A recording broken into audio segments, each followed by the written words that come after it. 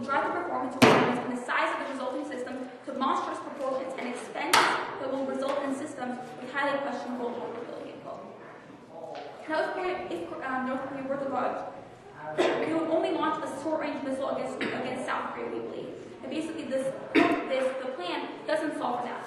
So that was one of the disadvantages. The disadvantage that of innocence can. Let's take a look at the link. The link to point A is that BPA doesn't solve short haul. Basically, there's going to be degrees that it doesn't really take care of. This is from the National Academy of Sciences, 2012. A further technical problem operation issue for both blue space intercepts is that even a successful intercept has a short haul problem. That is the potential not just for fragments of engines, fuel tanks, and the like, but also for an intact and armed nuclear weapon to fall on friendly or neutral territory. The way the blue space works is it won't take out the complete warhead. So that basically leaves the possibility of an intact and armed nuclear weapon to fall on friendly territory. This is further constrained by the time. This is further exacerbated by the limited time window of blue space. Now, there's two impacts of this. The first impact is that of solvency. They can't solve for lives saved at all under their plan because blue space doesn't work. A whole nuclear warhead can still drop on friendly soil. The second impact of this is a risk of nuclear detonation. Basically, this shows that hundreds and thousands of people, lives could be lost because of an intercept that the United States makes. And my third and final impact of this is status quo solves. Because of the different way of intercepting, because we do it up in the atmosphere, the debris won't, or a full intact nuclear weapon won't be able to detonate. So for all these reasons, I just want to urge you to adopt.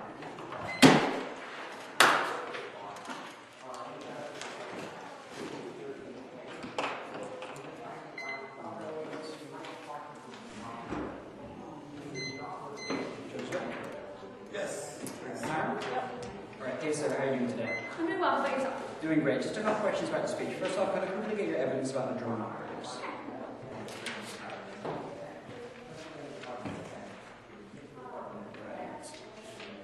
Alright, can I take this back from my partner?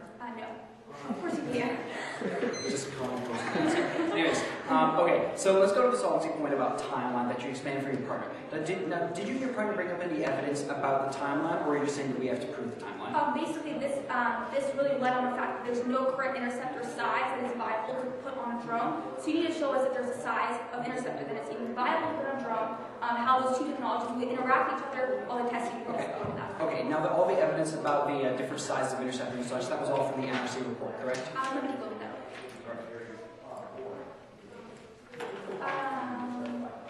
About if it was... The National Academy of Sciences. Okay, so, alright, cool. Can I take that consideration?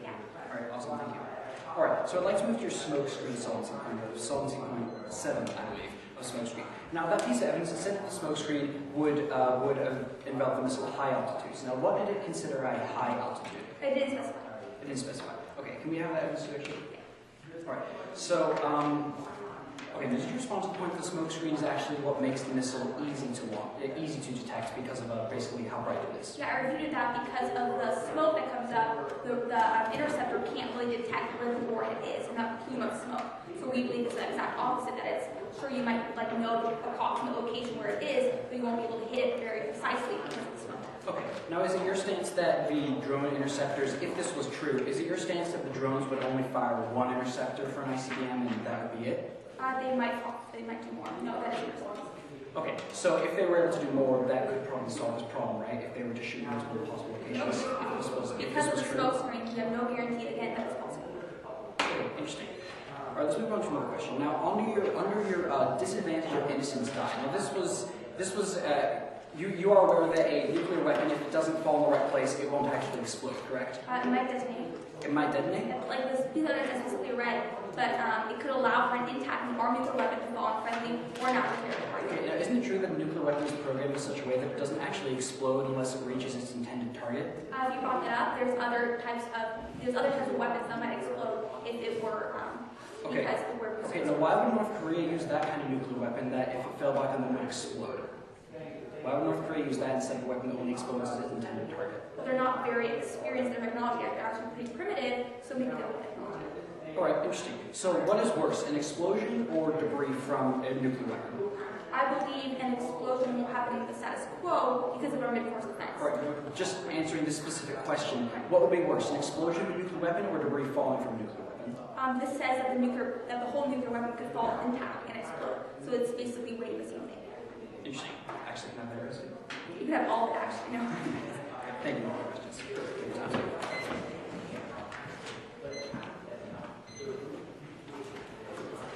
Can I see the evidence about China back? You guys want to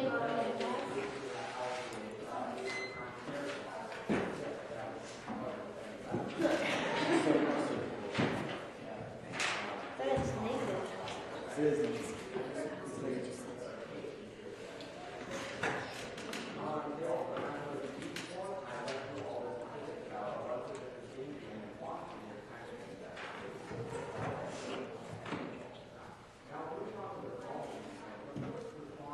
You use 30 seconds.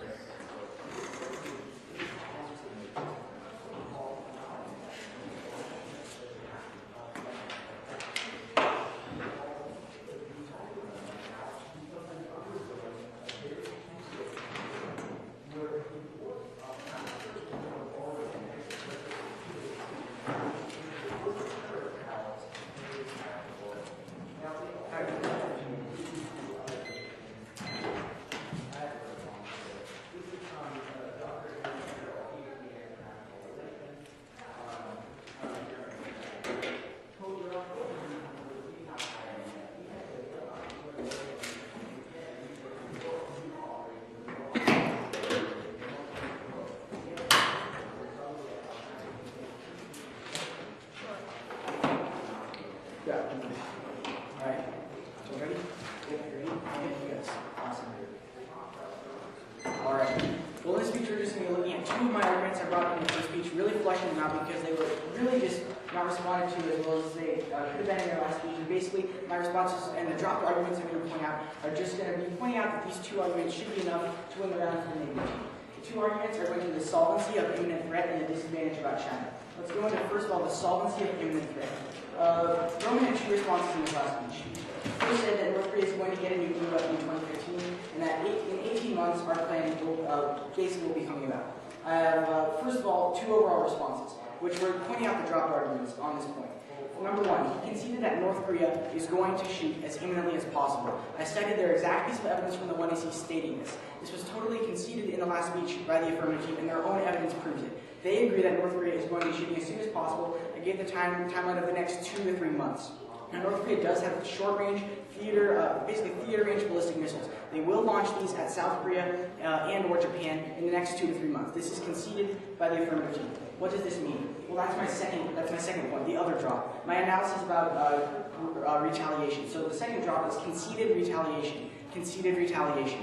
They also agreed, they did not respond to my point, that the United States would retaliate in that instance, meaning that North Korea's nuclear program would cease to exist. Now this is in the next 2 to 3 months, because North Korea, the threat is imminent. Then once that strike happens on South Korea, as the U.S. is binded to South Korea by a treaty, we will be forced to go in and really just take out their nuclear program. There will be nothing left. We will destroy their nuclear bases, really using whatever means necessary, even possibly nuclear, given their nuclear short-range theater-range missiles. These are very important points. Their plan takes 18 months or more to solve.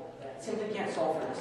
Now, his evidence about the 18 months, first of all, specific to 2 drones and no interceptors were stated. This doesn't apply to their case because their case is basically not really stating what type of drones are actually being used and not really stating what type of interceptors are actually being used.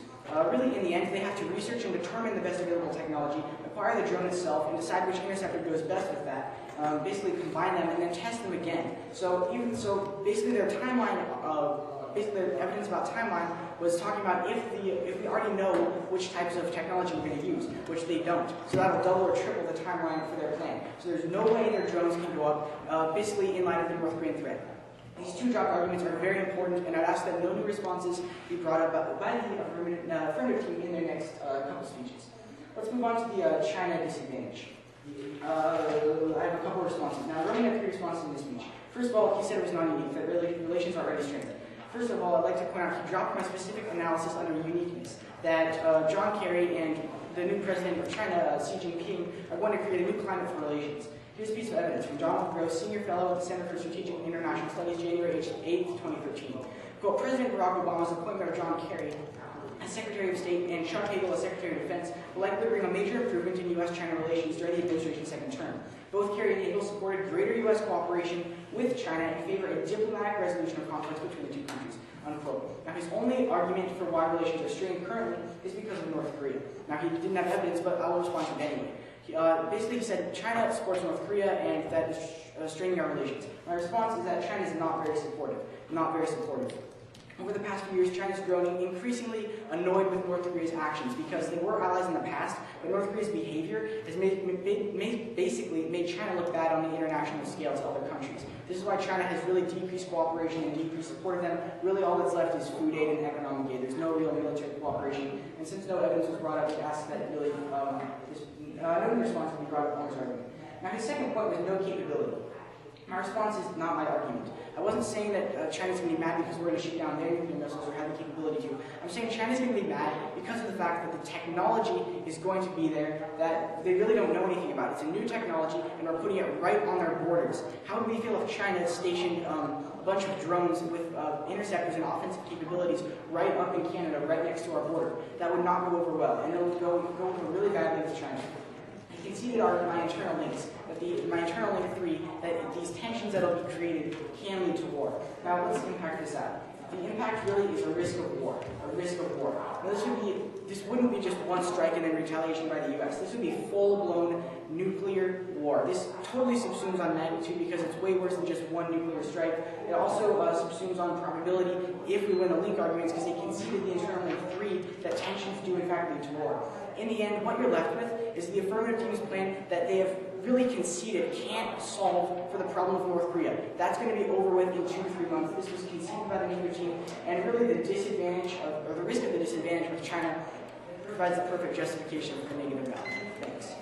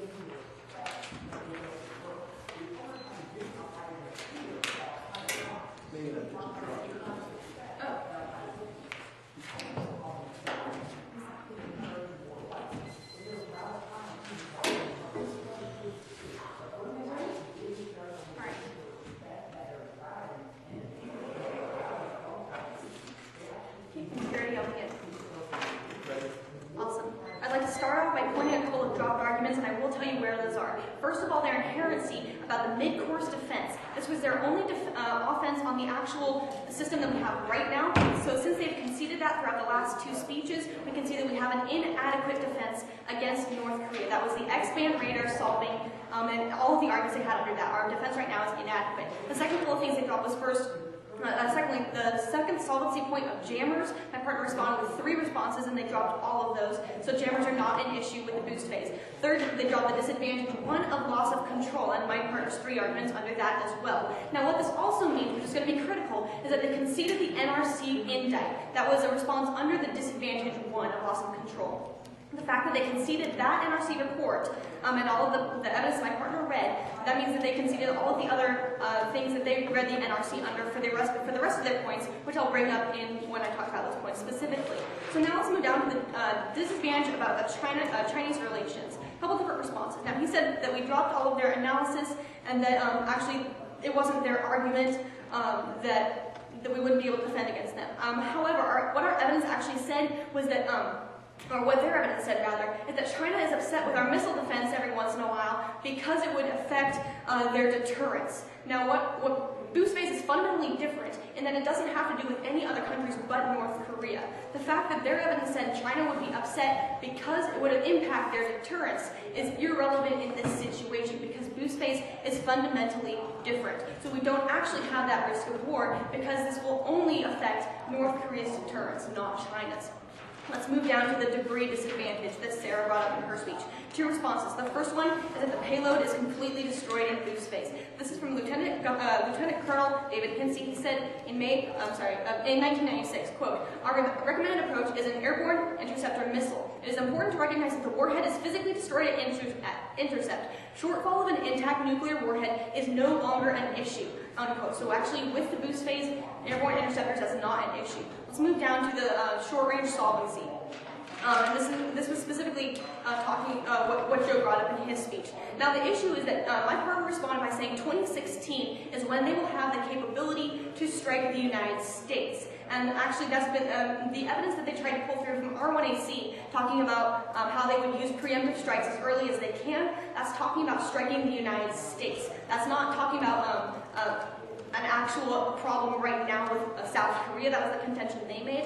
Our contention is that at 2016, then they will have the preemptive right that they are exercising to strike the United States. And that's the evidence that they were referring to. They want to see. Let's talk about the United States. They don't have that yet.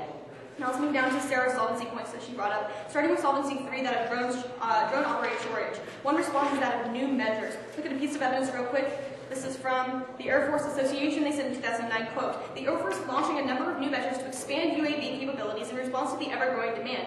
UAV operators will soon have their own distinct career field," unquote. So actually, after Afghanistan, they upped the operators so that that's actually a new career field.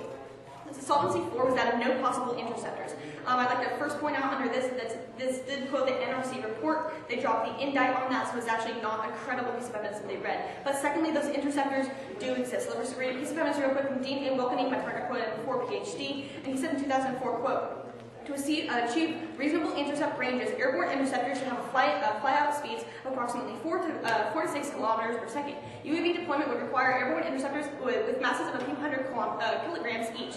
And then secondly, he moved on to say that a 2-stage airborne interceptor based on current rocket motor technology should be able to achieve these speeds that I listed before. So actually he's saying that the current technology right now is able to achieve that. Solvency 5 was out of timeline. 2 responses. First of all, it takes 18 months to assemble basically the technology that exists right now and stuff that we could use for the system itself. And the argument was generic in that just to assemble those that it already exists, that would take about 18 months. The second response, that even if it does take longer than expected, it is better late than actually never. Solvency 6 was that of the wrong location. 2 responses. First of all, we would actually be patrolling close to the borders. So we are much closer than actually a ground-based boost-based system, which is completely different. I'll refer you back to the 1AC evidence that we cover all ICBM launch sites. And secondly, if North Korea actually shoots an ICBM, then we'd be able to go in and shoot it down. But that's only if North Korea actually has that problem. And then Solvency 6 was that of 7. Was that of smoke screens. Now I point back to Rowan's evidence that actually helps us to track the ICBMs. Insolvency 8 of no short range, we're claiming long range, so that's not relevant in this situation. Thank you very much.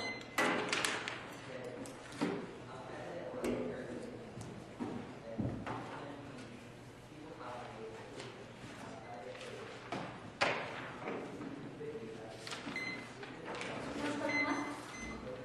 Last question left? 2 minutes. 3 minutes, can you tell us in 30 seconds?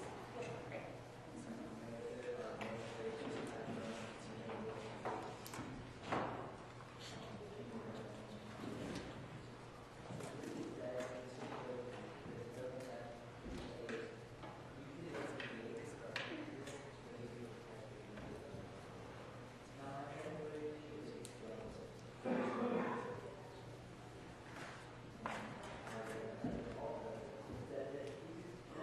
Seconds.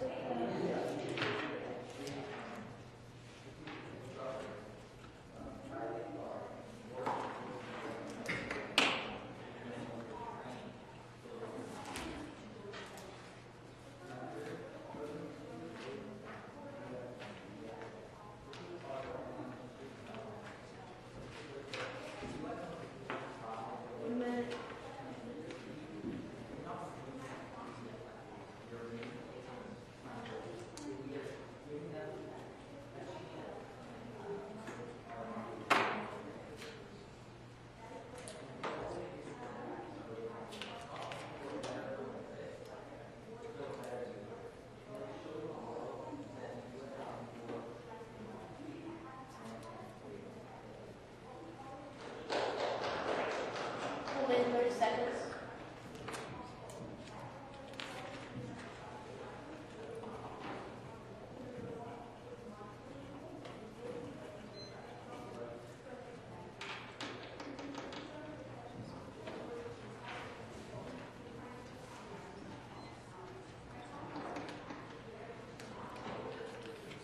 Minutes.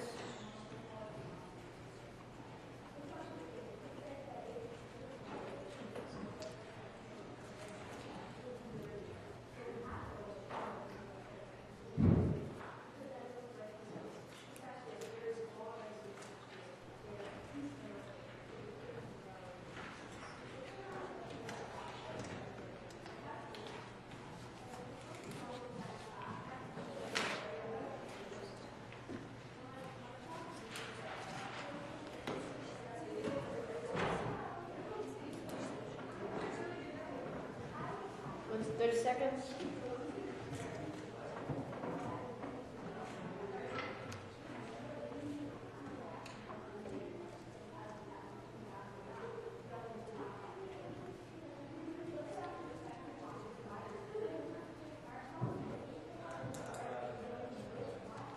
Out of time.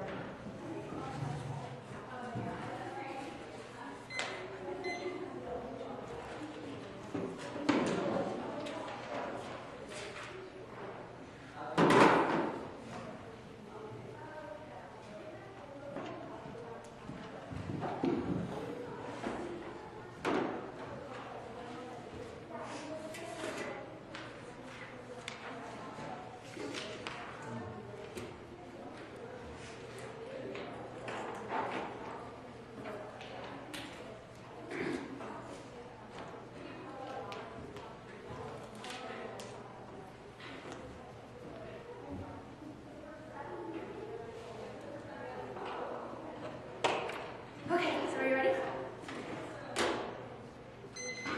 In this speech, we'll be boiling down the whole round of the three main voting issues, or issues that I believe we should win on at the end of today's debate round. Let's get right into it. Let's start with voting number 1, that of imminent threat. Imminent threat. This is basically Joe's first line of argumentation through our House 1 and R, and this is a major issue in today's debate round. We're going to be looking at this through several subpoints. Let's go ahead and start with the A point, that have conceded that North Korea will strike. They conceded in the 2AC that North Korea will strike as soon as they possibly have the capability. Now, Megan did make a new response in her 1AR, but really the point was dropped, therefore the new response shouldn't really be viewed. So what we see here is that it still stands for the negative team, that they will try to strike South Korea as soon as they possibly can. Which leads me, I am going to actually respond to her response though. her response is talking about they're trying to get an ICBM as soon as possible. I would like to point out that the evidence that they stated in the 1C, it did not nowhere specify ICBM that that's the thing they're trying to get the fastest. Nor did that specify the ICBM. It could very well be a short-range missile, and we see that for these two reasons, we should win that. North Korea will strike South Korea. There's an imminent threat, and the plan does nothing to solve that. Now let's move on to this subpoint B under here. Subpoint B is 2 to 3 months. 2 to 3 months. We believe that they will strike in the next 2 to 3 months. This was also just uncontested in the last speech. Now let's move on to subpoint C. This is a very big point that really was dropped throughout the entire round. It's that of retaliation. This was my partner's second. This was like the second response under the solvency threat in his 1R. It's that basically the United States would immediately retaliate under the status quo because North Korea will launch a short-range missile in the next 2 to 3 months. We will then destroy all their nuclear programs. This will basically really not reviewed. Therefore, the plan is not needed at all. This is terminal. My partner, let me say this is imminent threat basically. Basically, in the next 2 to 3 months, and there will be immediate retaliation. Now let's go on to subpoint D. That of 18 months. 18 months. 18 months will not do anything with goose phase because we see that they will strike in the next 2 to 3 months and this was unrefuted. Now let's go on to voting number 2. That of terminal solvency. There we go. Terminal solvency. Now the one point I'd like to make under here, I'll be pointing through 2 of my solvency points. The first is that of smoke screens. Smoke screens. Megan didn't really have time to get to this, so the only response she made was referring back to Roman's piece of evidence, which said that it's bright and hot. No, the whole line of argumentation we're making the whole war was because it's so bright and hot, that's when the smoke screen comes up, and then the warhead, the interceptor can't really see the warhead in the big plume of smoke. Therefore, the plan has no solvency. This was unrefuted in the last speech. She only referred back to Rose's piece of evidence. This was solvency point number 7 in my speech that I ran into in verification. Now, the second thing I'd like to point out under here is that of location. Basically, they don't mandate it's over North Korea. This was solvency point number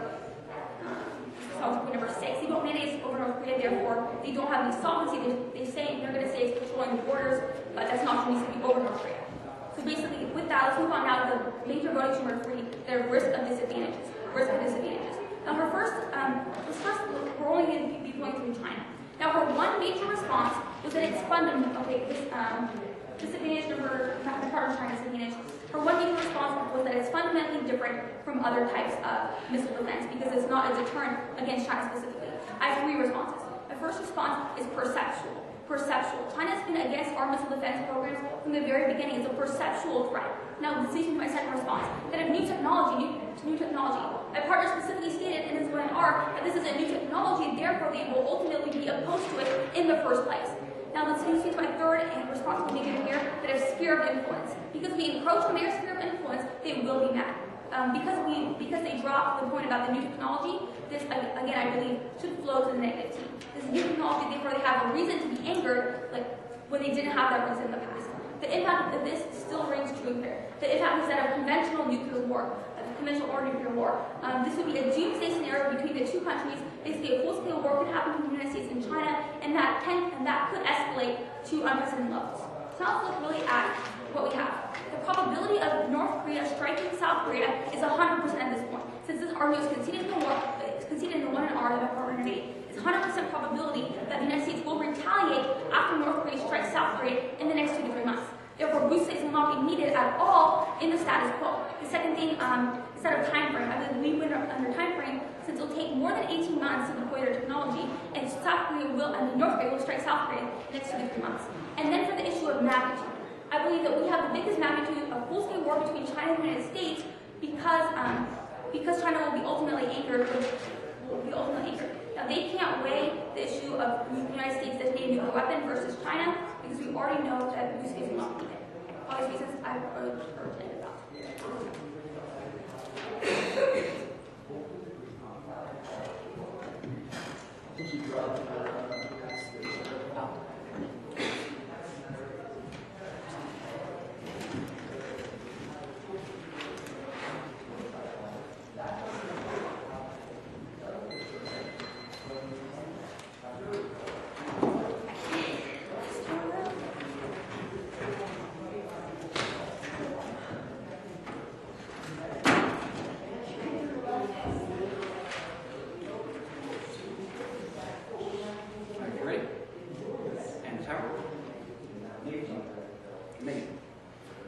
final speech of today's debate, we're going to be looking at the voting issues, looking through the different arguments, and doing some weighing as well, obviously. So we're going to start with voting issue 1, which was that of imminent threat. Now, they made the claim throughout today's debate that my partner and I have dropped the argument that they will strike South Korea instead of the United States. I'd like to point out once again that actually my partner pointed out that I did not drop that. What I said in my 2AC was that North Korea is looking until 2016 to get the ICBM to fire against the United States. That's what I said in my 2AC. My 2AC specifically responds to the imminent threat solvency. What I said was that North Korea, the timeline here is 2016. That's when they want to strike the United States. That responds to the fact that they want to strike South Korea, because I'm saying they want to strike the United States, not South Korea. That was my response. It wasn't dropped there. My partner pointed that out in the 1AR. Basically, what I was saying was that they don't want to strike. It was basically that their goal is to strike the United States. As my partner pointed out in the 1AR, our 1AC evidence was about the United States. That's what we've been saying throughout today's debate, that North Korea is interested in striking the United States. So this means that the 2016 deadline,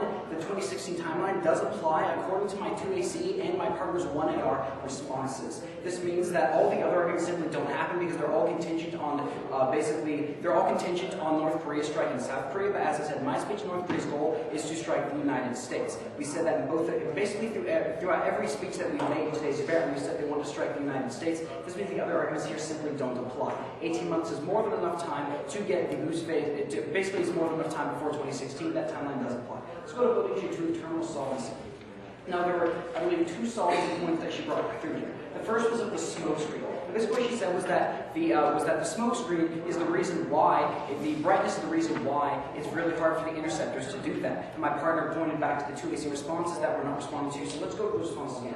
I made the responses here, actually, in my 2AC under jammers. Now, I had 2 responses. My first response was that the interceptor has to be able to determine where the nuclear warhead is based on the brightness. I read that card from George Lewis in Theodore Postal saying that if there were jammers, then the interceptor has to take into account the brightness of the missile. So that just means that the interceptor has to look at the brightness, that's what matters. Then I said that because the nuclear warhead is so bright during the boost phase, that means that it's very easy to track. This was under the jammer solvency point that was brought on the 1AC. My 2AC responses were first that the interceptor has to look at the brightness. Second, that given it's so bright, it's very easy to track by the interceptor. This responded to the smoke screen point before it was even brought up, and my partner pointed this out, going through the argument that the brightness is actually what helps the interceptor intercept that warhead, according to the experts on that issue. Now let's move down to the other solvency point, I believe, that they pulled through, which was of the wrong location. Now, they talked about how it's not in North Korea, not in the North Korean airspace, or the wrong location. Again, as my partner said, they actually dropped the National Research Council indicts, and their evidence under the solvency point,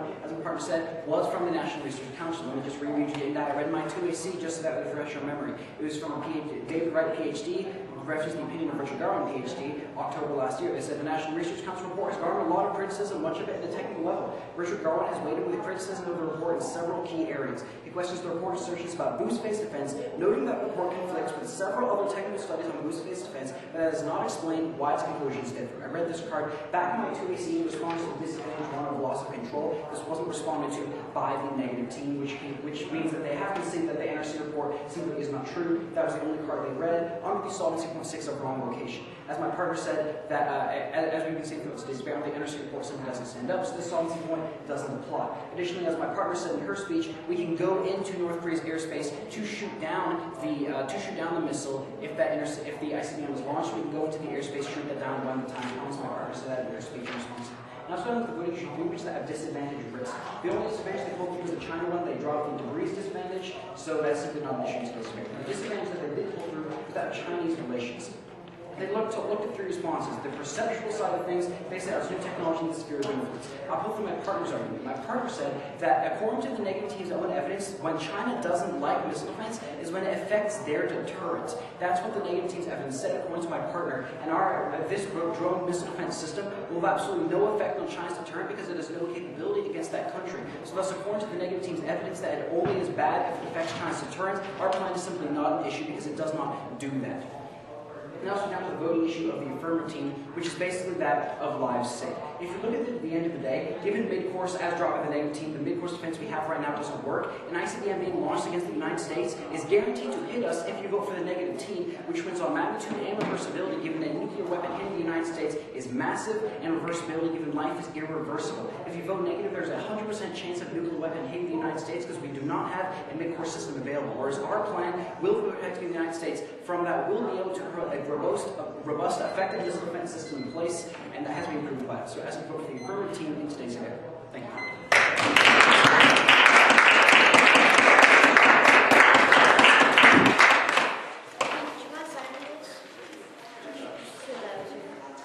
Yes. When are we gonna charge for this? Are you both to get it? This is the last round, right? So I should bring down the stuff.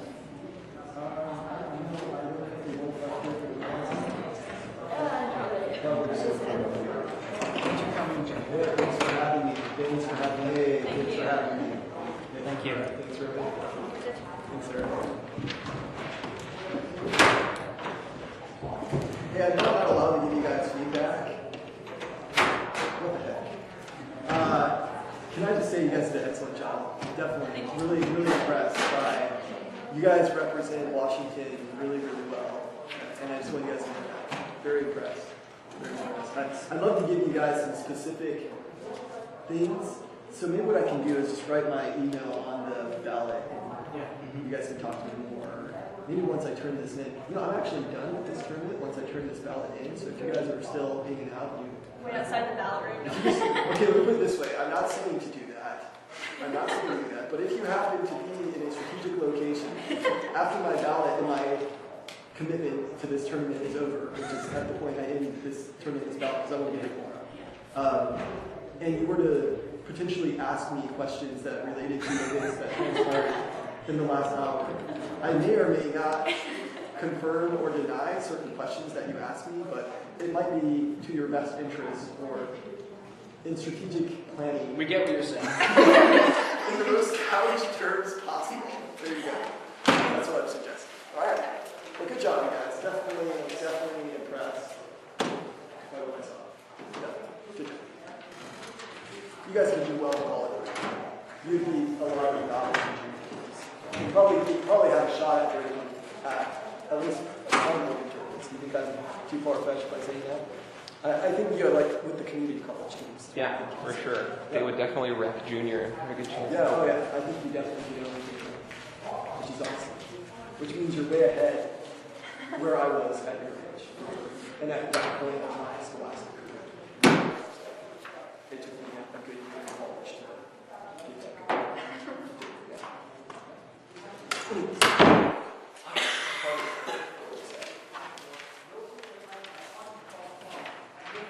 It's almost too bad I couldn't get my feedback to you guys on film. Thought about it. No. I Yeah, don't want to cause any. it was controversial enough as it was. Yeah, that's probably true. And I created enough controversy. You know, maybe we'll be in a strategic location at the right time. All four of And us. we'll see what happens if such events were to transpire. Definitely.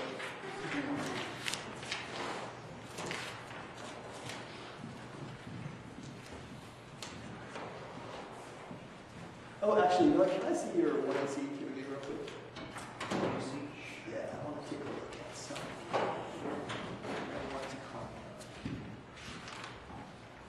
All of the full cards and stuff are. Yeah, make sure you stay here because I may be tempted to take pictures of your items. For granted and go, hey, here's what they're running! Do that with the neck, too. Let's see here. I want to see something.